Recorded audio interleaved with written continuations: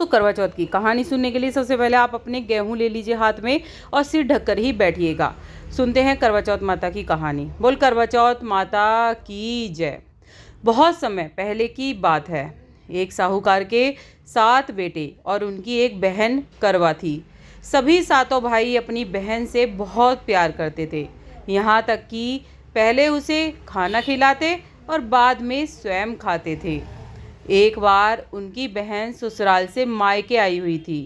शाम को भाई जब अपना व्यापार और व्यवसाय बंद करके घर आए तो उन्होंने क्या देखा कि उनकी बहन बहुत व्याकुल थी।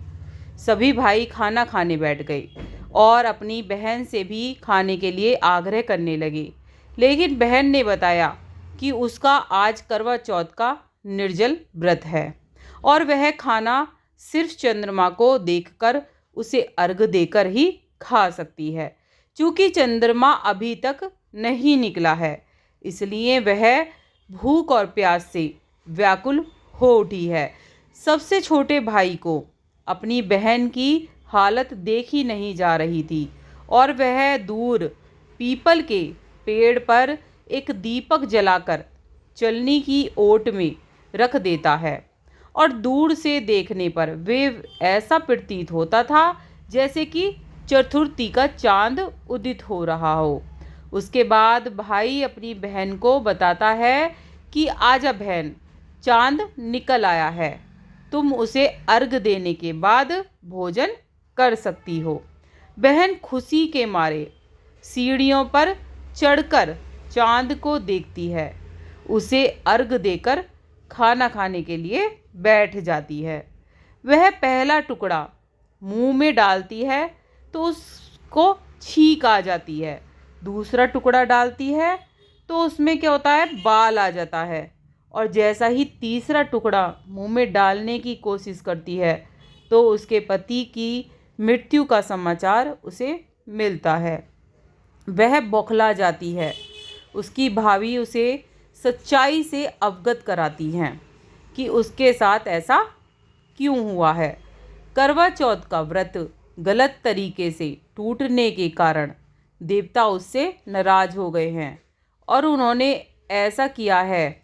सच्चाई जानने के बाद करवा निश्चय करती है कि वह अपने पति का अंतिम संस्कार नहीं होने देगी और अपने सतीत्व से उन्हें पूर्ण जीवन दिलाकर ही रहेगी।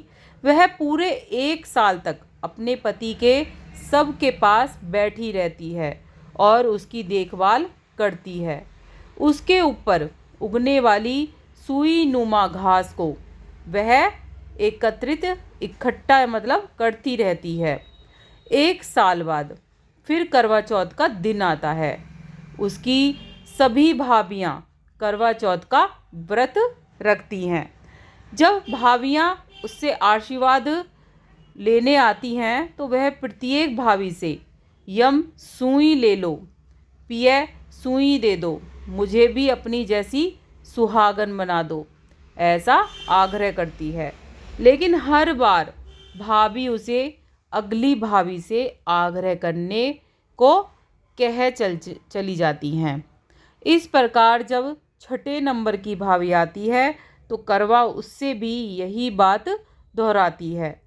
वह भाभी उसे बताती है कि चूँकि सबसे छोटा भाई की वजह से उसका व्रत टूटा था, अतः उसकी पत्नी में ही शक्ति है कि वह तुम्हारे पति को दोबारा जीवित कर सकती है। इसलिए जब वह आए तो उसे पकड़ लेना और जब तक वह तुम्हारे पति को जिंदा न कर दे उसे नहीं छोड़ना है। ऐसा कहकर वह चली जाती हैं। सबसे अंत में छोटी भाभी आती है। करवा उनसे भी सुहागन होने का आग्रह करती है, लेकिन वह टाल मटोली करने लगती है। इसे देखकर करवा उन्हें जोर से पकड़ लेती है और अपने सुहाग को जिंदा करने के लिए कहती है। भाभी उससे छुड़ाने के लिए नोचती है, खसोटती है, लेकिन करवा उनको बिल्कुल भी नहीं छोड़ती। अंत में उसकी तपस्या को देखकर भाभी पसीज जाती है और अपनी छोटी उंगली को चीरकर उनमें से अमृत उसके पति के मुंह में डाल देती है। करवा का पति जो है वो तुरंत श्री गणेश कहता हुआ उठ बैठता है। इस प्रकार प्रभु कृपा से उसकी छोटी भाभी के माध्यम से करवा को अपना सुहाग वापस मिल जाता है। हे श्री गणेश भगवान, माँ गौरा, जिस प्रकार करवा को चीर सुहागन का वरदान आपसे मिला है, वैसा ही सब सुहागनों को मिले। करवा चौथ की जय हो। बोल करवा चौथ माता की जय। गणेश जी की कहानी जरूर सुनी जाती है, तो सुनते हैं गणेश जी की भी कथा। दोस्तों, बहुत समय पहले की बात है। एक अंधी बुढ़िया थी। वो गणेश जी की भक्त थी और विधि विधान से रोजाना गणेश जी का पूजन भी किया करती थी। एक दिन गणेश जी उस बुढ़िया से प्रसन्न हो गए और उसको दर्शन देकर बोला कि मैं आपकी पूजा से प्रसन्न हूँ, आपको जो वर मांगना है वो मांग लो। बुढ़िया कहती है, मुझे मांगना नहीं आता, तो कैसे और क्या मांगूं? उसने अपने बेटे और बहू से पूछा। उन्होंने कहा कि धन मांग लो। बहू ने कहा कि पोता मांग लो। तब बुढ़िया ने सोचा, ये तो सब मतलबी हैं, अपने मन की बातें बोल रहे हैं। फिर बुढ़िया ने पड़ोसियों से पूछा, तो पड़ोसियों ने कहा कि बुढ़िया, तेरी छोटी सी जिंदगी बची है, तू तो अपनी आंखें मांग ले, जिससे तेरी बाकी जिंदगी सुख से बीते। उस बुढ़िया ने बेटे और बहू और पड़ोसियों की बातें सुनकर घर में जाकर खूब सोचा कि क्यों ना ऐसी चीज़ मांग लूँ जिसमें बेटा, बहू और मेरा सबका ही भला हो। तब वो दूसरे दिन श्री गणेश जी आए और बोले कि आपको क्या मांगना है, कृपया बताइए। हमारा वचन है, जो आप मांगेंगी सो आपको मिल जाएगा। गणेश जी के वचन सुनकर बुढ़िया बोली, हे गणराज, यदि आप मुझ पर प्रसन्न हैं तो मुझे 9 करोड़ की माया दें, निरोगी काया दें, अमर सुहाग दें, आँखों में प्रकाश दें, नाती पोते दें और समस्त परिवार को सुख दें, फिर अंत में मोक्ष दें।